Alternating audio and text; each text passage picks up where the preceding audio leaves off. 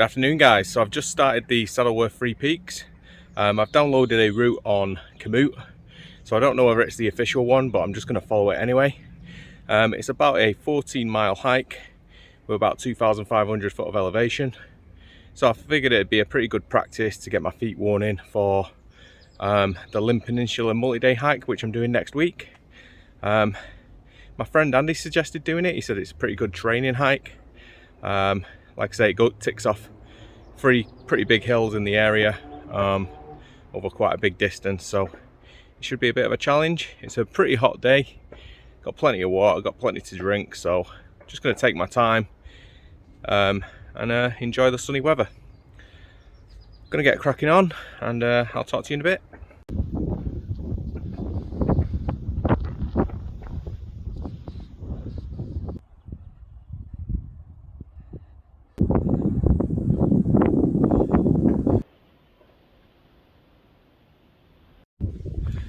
So I think there's going to be a nice lovely breeze throughout this walk, especially on the higher ground.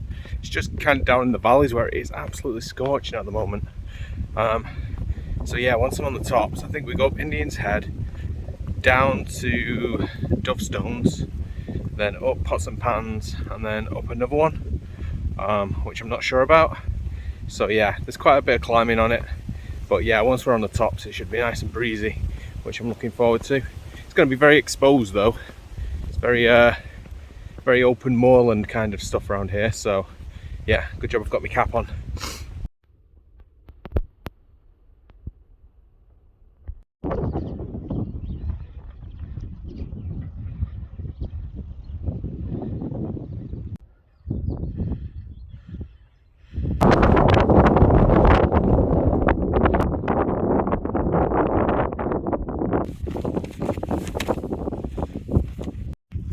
As you can see, I'm wearing the winter boots because I had to send my hand wags off to get replaced. Turns out 3 months of hard walking weren't very good on the soles, and they've started to come apart, so I've sent them back on the warranty. Hopefully get a fresh pair that won't fall apart quite so quick. But I'm not having luck with boots. Any suggestions on what boots I should get next after these hand wags would be appreciated. I need really tough wearing boots apparently, pretty heavy footed, and I do a lot of walking, so yeah, any suggestions down in the comments please.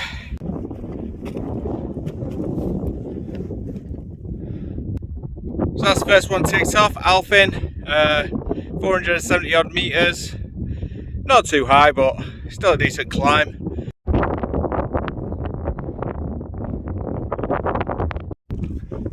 I think because it's so local and it gets so busy, I always forget about this area, but it is really stunning. I'm going to have to come during the week when it's quiet and maybe do a wild camp up here, because it's really stunning. The views are gorgeous, and especially on a nice clear day like today when it's super green everywhere.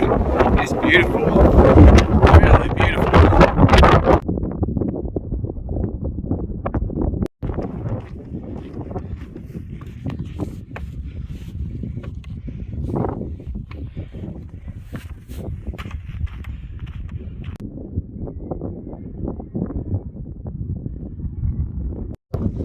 So they call this bit Indian's Head because from down there it looks like an Indian kind of lay down with its feathers.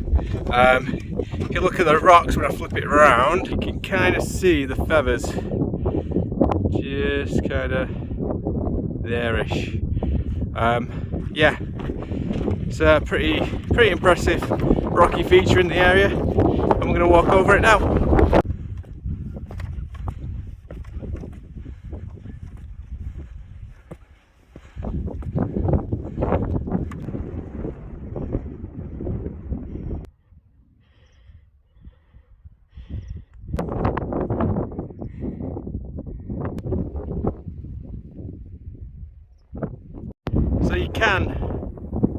So you can continue the ridge all the way around, all the way into there, and then come back the road there.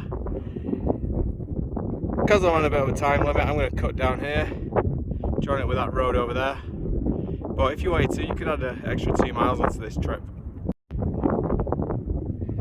This would be where my new hiking pole would come in handy. It's pretty steep.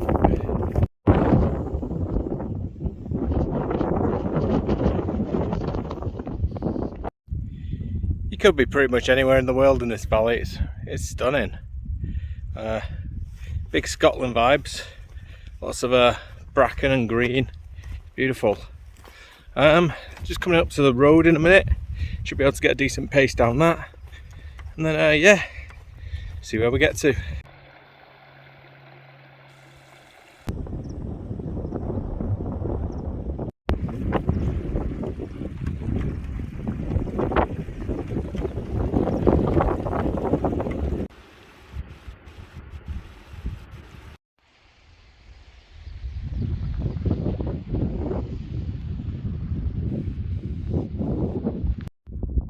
So from this angle you can see why it's called Indian's Head. That's kind of the body and the legs. Body and the legs. And there's the head with the head dressing. Kind of looks like an American Indian. Yeah, pretty cool.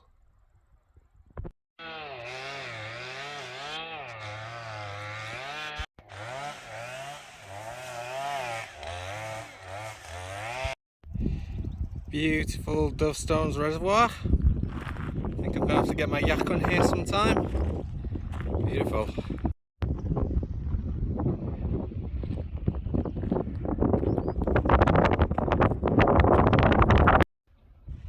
So it's up that one next.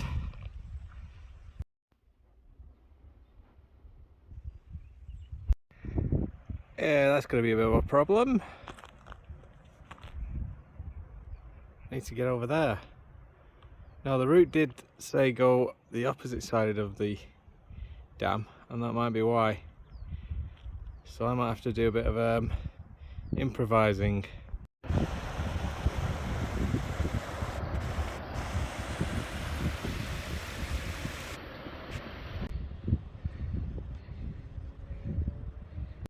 Don't do what Paulie don't does. Probably going to get a bollocking in a minute, but I'm not walking all the way around. So if you're passing through this way in the next few weeks, just make a note that the top dam is closed because yeah, it's a bit embarrassing climbing the wall, climbing the dam and then getting looked at by all the builders. They didn't say anything, but they probably thought I was a right wally. So yeah, just go across the other dam and back up, and it should join up with this path that I'm on now, instead of embarrassing yourself.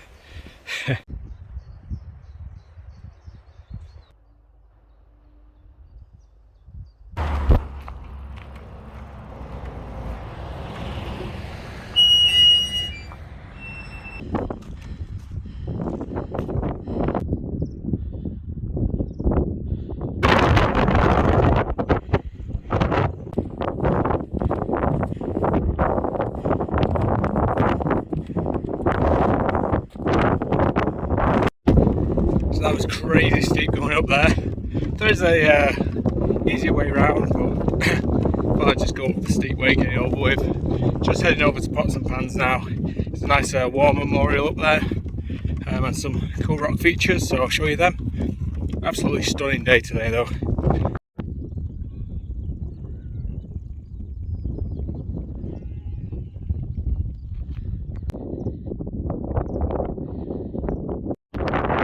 So this is Pots and Pans.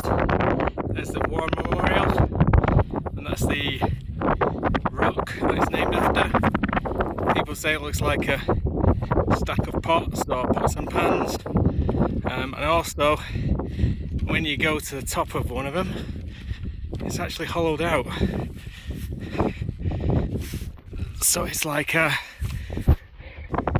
kind of like a sink, if you can see, or like a, yeah, at the top of the pan, or a hollowed out sink. Pots and pans, you get the idea.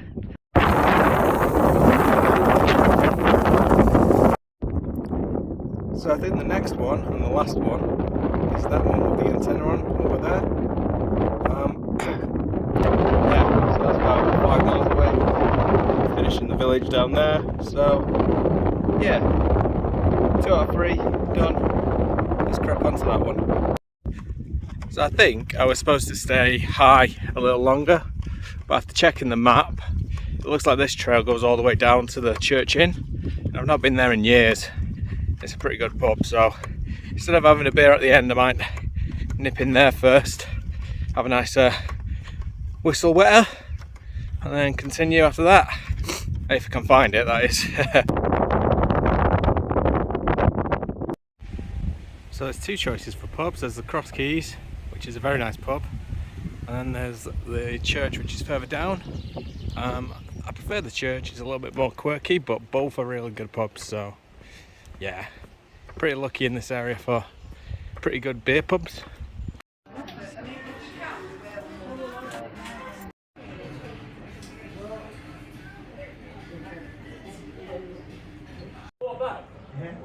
I think what I just took over.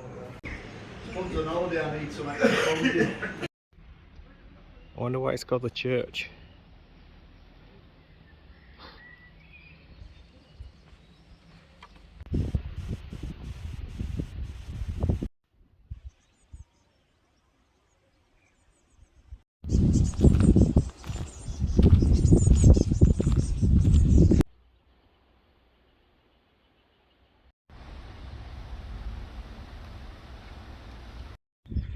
So I'm afraid that's all that I've got for you guys. My phone died before I got up to the top of the last hill.